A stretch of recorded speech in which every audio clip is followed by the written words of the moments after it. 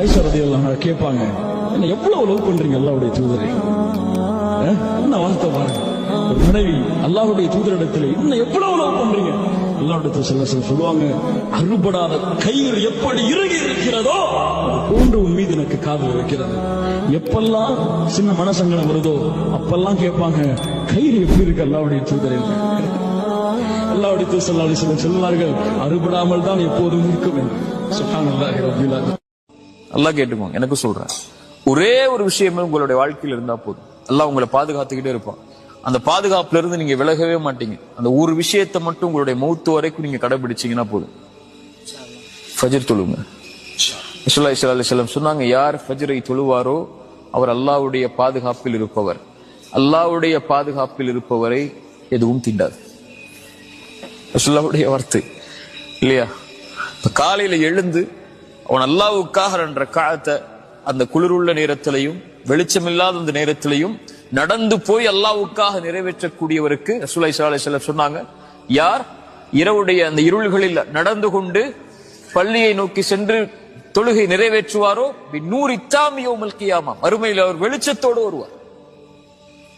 அல்லாஹ் அவரை பாதுகாக்கிறான். யார் ஃபஜ்ரை தொழுவாரோ அவரை அன்றைய தினம் முழுவதும் அவர் அல்லாஹ்வுடைய பாதுகாப்பில் இருப்பவர்.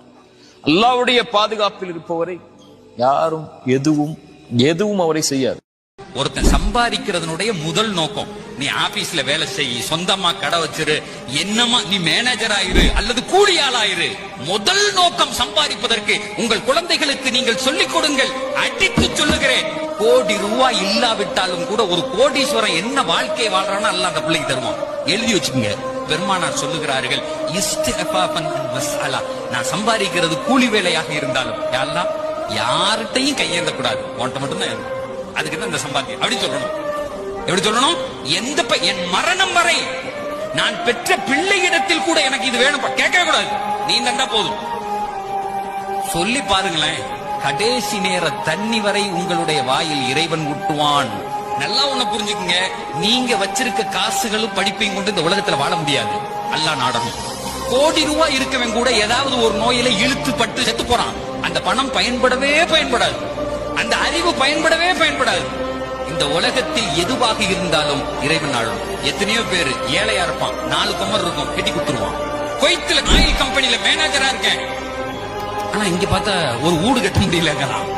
என் பிள்ளைய படிக்க வச்சு ஒழுங்கா கட்டி கொடுக்க முடியலங்கிறான். வித்தியாசம் இருக்கு சார். எவனிடத்திலும் வாழ்க்கையில் கையேந்தி விடக்கூடாது. இறைவனே என்னுடைய மனதை நிரப்ப வேண்டும்.